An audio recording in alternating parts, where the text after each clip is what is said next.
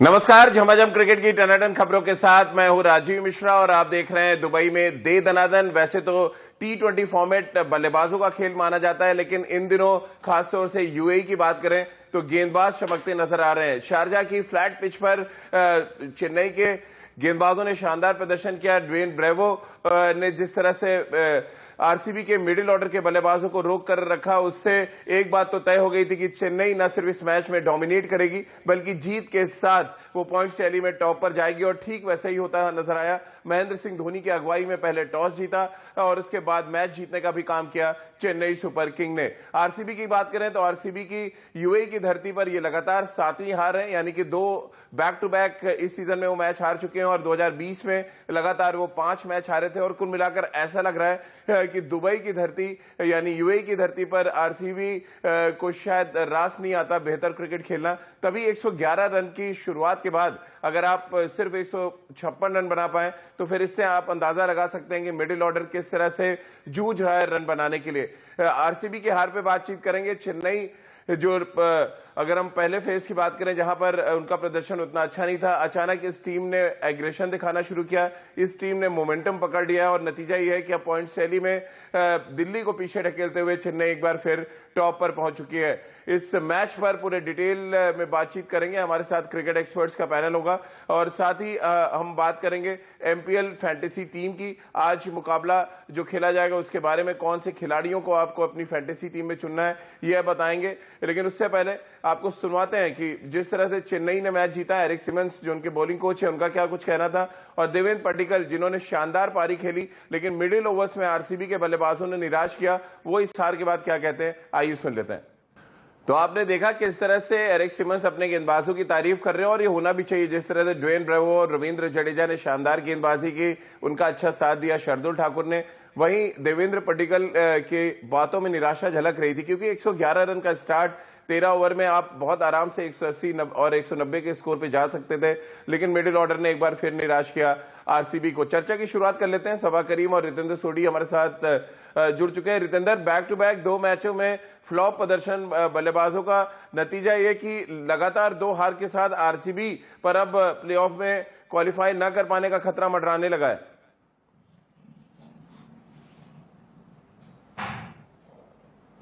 जी हाँ, बिल्कुल राजीव। जब ये दुबई लेग शुरू हुआ था, आरसीबी ने सोचा ना होगा कि वो ऐसे कश्मकश में फंस जाएगी। बहुत अच्छी क्रिकेट खेली पहली लेग में, लेकिन अब जिस तरह घटा है, जिस तरह कल हारे हैं, कन्विंसिंगली हारे हैं, चेन्नई ने बहुत अच्छी परफॉर्मेंस दी है। यहाँ पे विराट कोहली सोच रहे होंगे एक बड़ा मौका हाथ से गया है, क्योंकि जैसे अब हम सब बात कर रहे हैं, इतना अच्छा स्टार्ट, 112 रन 13 ओवर में, वहां से आप अब अगर कैपिटलाइज करते हैं, you can get up to 190 even 200 अगर अच्छा हिटिंग होता है, स्लॉग हिटिंग होता है। लेकिन ऐसा नहीं हुआ है, तो हमें क्रेडिट देना होगा चेन्नई को। जिस तरह बॉलिंग हुई है, शानदार बॉलिंग जडेजा ब्रावो के द्वारा, but all said and done, इस समय विराट कोहली निराश होंगे क्योंकि वो जानते हैं कि अब मैचेस हारना इस स्टेज पे उनको प्लेऑफ से धीरे धीरे दूर करता जाएगा।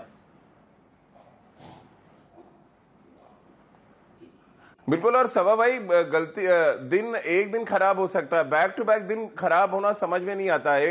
एक दिन आपकी बैटिंग फ्लॉप होती है, आप 100 रन भी नहीं बना पाते, एक दिन फिर बैटिंग फ्लॉप होती है जहां पर स्टार्ट आपको अच्छा मिलता है, 111 रनों का स्टार्ट है, आप सिर्फ 45 रन जोड़ पाते हैं अगले 7 ओवर में।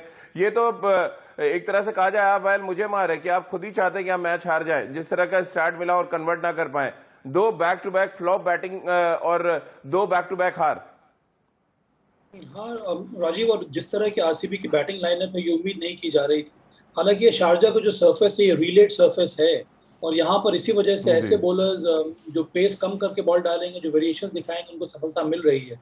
ड्वेन ब्रावो को देख लें आप, या फिर हर्षल पटेल को देख लें, इस तरह के बॉलर्स को इस विकेट पर सफलता मिल रही है। इसी वजह से बहुत जरूरी है कि आप ध्यानपूर्वक बल्लेबाजी करें और बैक टू बैक अगर आपके विकेट्स गिरते रहेंगे तो बड़ा स्कोर खड़ा करना बड़ा कठिन हो जाएगा, जो कि आरसीबी के साथ हुआ।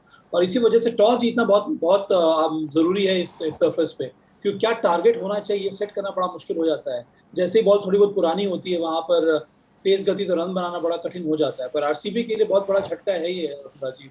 मुझे तो ये भी लग रहा है कि उनका कॉम्बिनेशन जो है वो ठीक प्रकार का देखने को नहीं मिलता है। जब तक केबी डिविलियर्स कीपिंग नहीं करेंगे, आपकी जो टीम का बैलेंस है वो थोड़ा बहुत गड़बड़ा गया है। आप दो दो लेग स्पिनर्स के साथ क्यों खेल रहे हैं? क्योंकि आपके पास विकल्प नहीं है या फिर किसी और को आप ट्राई नहीं करना जी चाह रहे हैं।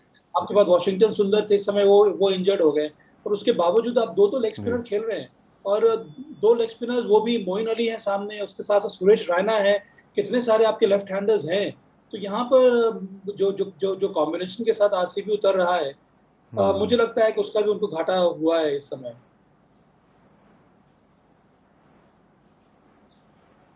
शोभा भाई, Chennai super king point tally में टॉप पर पहुंच गई है और एरिक सिमंस को आप सुन रहे थे, जो बॉलिंग कोच है, उनका ये कहना था कि पिछली बार जो सीजन खेला गया यूएई में उससे बहुत कुछ सीखा है। बहुत एग्रेसिव क्रिकेट खेल रही है चेन्नई सुपर किंग और अपने रिसोर्सेज का वो बेहतर इस्तेमाल कर रहे हैं। जैसा कि आपने भी कहा, ब्रेवो की गेंदबाजी हो या शार्दुल ठाकुर बहुत जल्दी समझ गए कि स्लोअर वन से यहाँ पे डालना। लेकिन कल जो महेंद्र सिंह धोनी की प्रेस कॉन्फ्रेंस हम सुन रहे थे, उनका कहना था रविंद्र जडेजा के 4 ओवर ने बड़े फर्क डाले क्योंकि उन्होंने डाउट क्रिएट करना शुरू किया।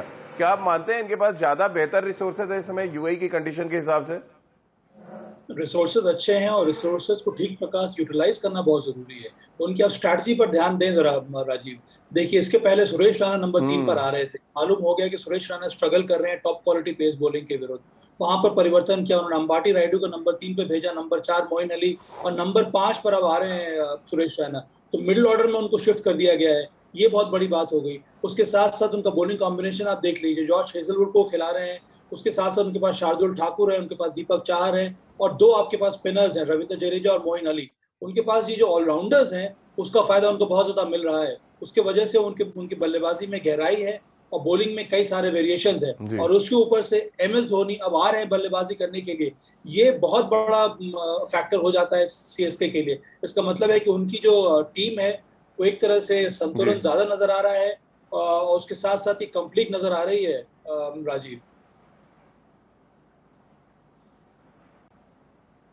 जी चलिए, अब राजकुमार शर्मा जी भी इस समय हमारे साथ जुड़ गए हैं। Rajkumar ji, back to back RCB 2 match हार गई। अब तमाम लोग तो कप्तानी पे सवाल खड़ा करने लगेंगे तुरंत कि कप्तान की वजह से टीम हारी, लेकिन एक्चुअली देखा जाए बल्लेबाज हरवा रहे आरसीबी को।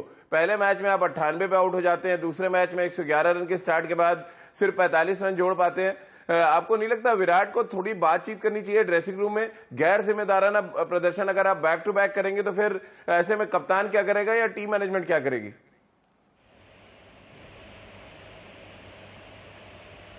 बिल्कुल राजीव, ये बड़ी अजीब सी बात है कि इतने अच्छे स्टार्ट के बाद आप 110 रन का पहली विकेट का आपको स्टैंड मिले और उसके बाद आप 155 रन बनाए, तो ये बहुत ही शर्मनाक है सभी बल्लेबाजों के लिए। और उनकी अप्रोच, जिस तरह की अप्रोच के साथ वो बल्लेबाजी कर रहे हैं, तो वो बहुत अफसोसजनक है। और जहाँ तक 2 मैच हारने की बात है तो और कप्तानी की बात है, तो राजीव इस बार अनफॉर्चुनेटली मुंबई भी दोनों मैच अपने हार गई है। तो मुंबई जैसी स्ट्रांग टीम भी हार सकती है। आरसीबी ऑन पेपर हमेशा बहुत स्ट्रांग टीम लगती है, लेकिन कहीं ना कहीं उन्हें डिस्कस करना होगा अपनी स्ट्रेटजी के बारे में, अपना रोल क्लियर करना होगा बल्लेबाजों को कि उनका क्या रोल है, एबी डिविलियर्स का क्या रोल है, मैक्सवेल का क्या रोल है। आप ये नहीं कह सकते कि हमारा यही स्टाइल है खेलने का। आपको सिचुएशन के हिसाब से बल्लेबाजी करनी होगी।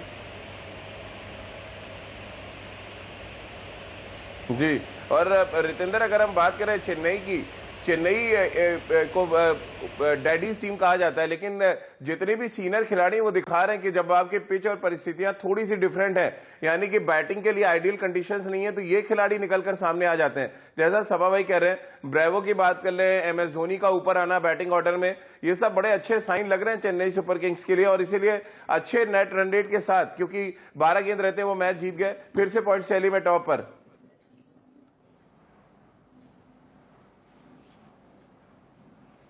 जी हाँ राजीव, जैसे हम सब कहते हैं कि एक्सपीरियंस आदमी की तीसरी आंख होता है, तो एक्सपीरियंस से भरपूर ये टीम है। एमएस धोनी जिस तरह इस टीम को गाइड करते हैं, ब्रावो प्रूवन मैच विनर है, इतने कंसिस्टेंट है, प्रेशर में उनको बॉलिंग करना आता है, बहुत फिट खिलाड़ी हैं। तो उन्होंने तो बेशुमार मैचेस चेन्नई को जिताए हैं। तो उनका कल अच्छा करना, क्रूशियल स्टेज पे आके वो विकेट्स निकालना जहां से पूरी तरह आरसीबी पीछे हो गई है। और यहाँ पे मैं राजकुमार जी से यही कहना चाहूंगा, जैसे वो मुंबई का एग्जाम्पल ले रहे हैं, वो भी 2 मैच हारे हैं, तो राजकुमार कुमार जी, मुंबई तो धीरे धीरे बाहर होती दिख रही है, आरसीबी धीरे धीरे बाहर हो जाएगी अगर सतर्क नहीं होगी, क्योंकि यहाँ पे आरसीबी बहुत अच्छी क्रिकेट खेली है, लेकिन कल जिस तरह कार्डिनल गलतियां उन्होंने की है, इतना अच्छा स्टार्ट लेके भी 156 रन उन्होंने बनाए हैं, तो यहाँ पे विराट कोहली जरूर इंप्रूव करना चाहेंगे। लेकिन चेन्नई की बल्ले बल्ले राजीव दिख रही है, क्योंकि इस समय Chennai is doing nothing wrong.